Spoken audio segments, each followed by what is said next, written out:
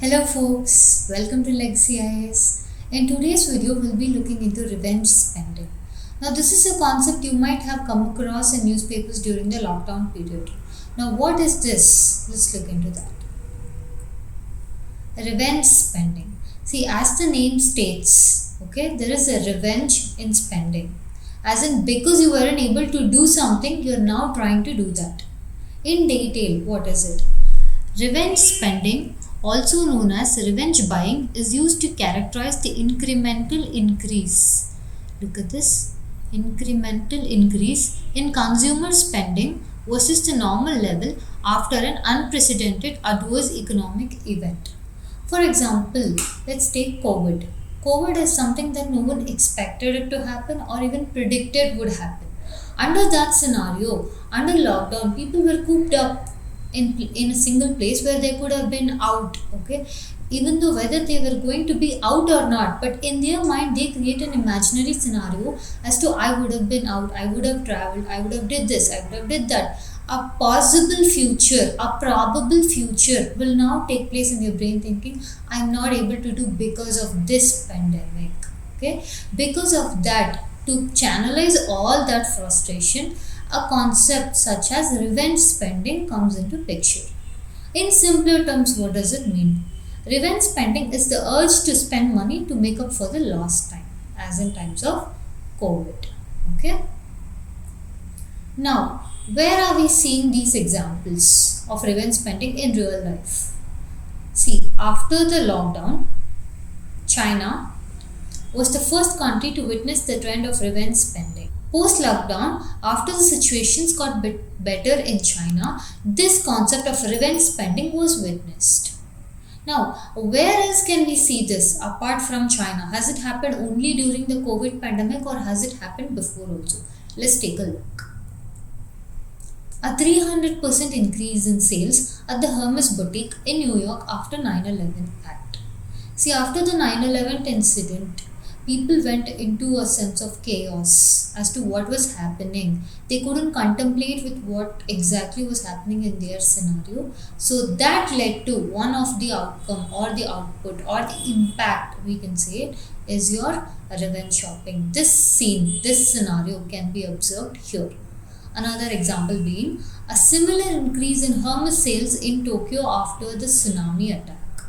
Now here, be it a man-made attack or a natural occurrence, either way, anything which is unprecedented, something which is not expected or predicted, under that scenario, human mind slips.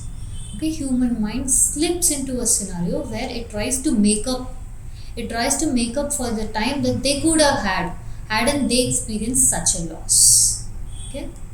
Next, in Paris after the Bataclan incident, okay, in 2015, similar. Now we can date it back to the medieval periods in the point of your post-bubonic plague in Europe, where the fashion changed dramatically as the elite demanded the extravagant clothing and accessories to distance themselves from the poor. Okay, this was also a period of time. Okay, this was also a period of time where Europe was now looking for luxury or ornamentals or oriental goods from East. That was also one of the reasons that they had to undertake navigation, a new navigation routes to reach India.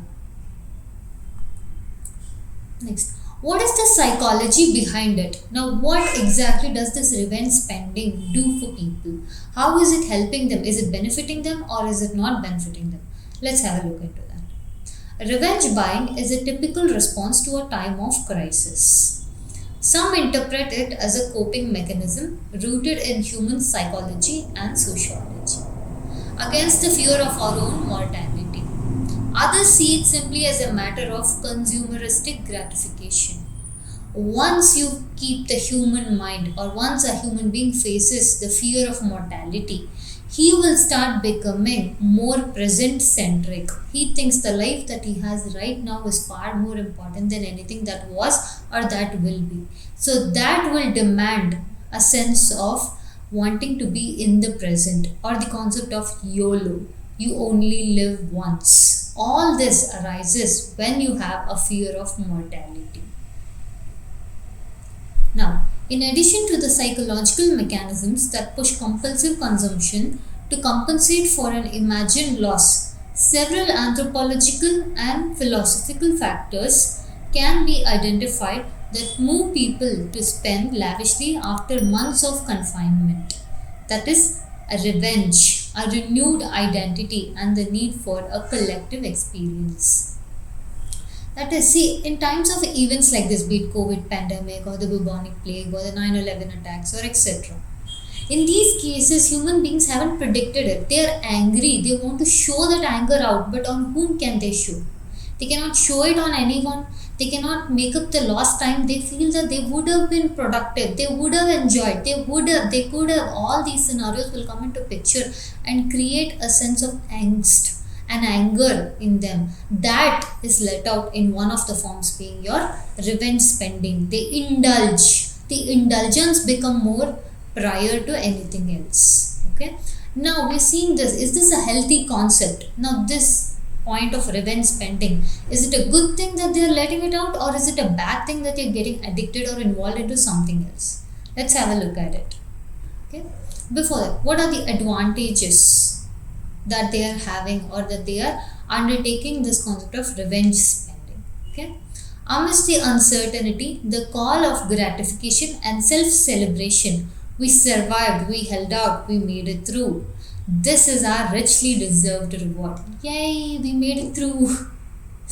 Yes, amidst the pandemic, we all had that thing, right? Yay, we made it through. Yes, there is a similar thing for them. It is a brain's way of stimulating. Yes, I have made this through. I deserve this. I deserve to treat myself. It is my time for self-pampering, self-care, self-love. All those things will arise here. Okay? It is just our version of trying to stay sane amidst the chaos. A sense of pacifying ourselves. Yes. Now let's look at the disadvantages. Okay. While people are still trying to cope with the new normal after the pandemic hit the globe, many are also facing pay cuts, job losses. Amidst such financial challenges, revenge spending can further complicate the situation. True. See, post-pandemic or post-lockdown, there was a lot of uncertainty that happened with job loss, pay cuts, etc. With this, coupled with revenge spending, is not healthy for the person's income as well as the nation at large. Okay, revenge spending burns out an individual's power to save. Losing your saving power forces you to take unwanted loans to cover the extra expenses, causing extra stress. This is also true. It's a double-edged sword. Falling in debt. Among the biggest dangers of revenge spending is becoming an impulsive and habitual spender. Yes. This certain times, yes, post-pandemic, we might have had this scenario. But in the worst case, this tends to become a habit. That puts us in a loop. When you take this cycle, vicious cycle of financial dependence or financial indebtedness, this will lead to additional added stress, which will again take us back into different kind of addictions, different kind of vices. Okay. And along with easier availability of credit these days with lower interest rate, peer-to-peer lending, money lending is easily available. Okay. Along coupled with that, it is very easier to fall into the vice. It is very easier to fall into the loop. Okay. Revenge spending often leads to compromising on financial goals and eventually affects the financial freedom of an individual. Yes. If you are being unrealistic, if you are spending more than what you are getting, you are obviously bound to fall in debt. That will again add to the amount of stress you already have. It's a pile on pile. Okay, you're stacking the stress levels rather than managing it or removing it. Okay. Next, how about the revenge spending in Indian scenario? Yes, developed countries all had fashion luxury brands. They had different concepts. Is it the same for Indian economy or is it something different? Fiscal rules tend to change during a pandemic or unprecedented events or economic turmoils, either of the cases. Now it is different for a developed nation and a developing economy. Did revenge spending, did that concept occur in India? Yes. But is it similar to that of a developed nation? No. Yes, there was a concept of indulgence. Indulgent related spending was seen in India. The trend was on a high spree, yes, during the lockdown as well as during post lockdown, but it is not as much as it was in developed countries, nor was the quantity and quality of spending, okay, that differed from both the places. Under that scenario, we've come to the end of the topic. Thank you.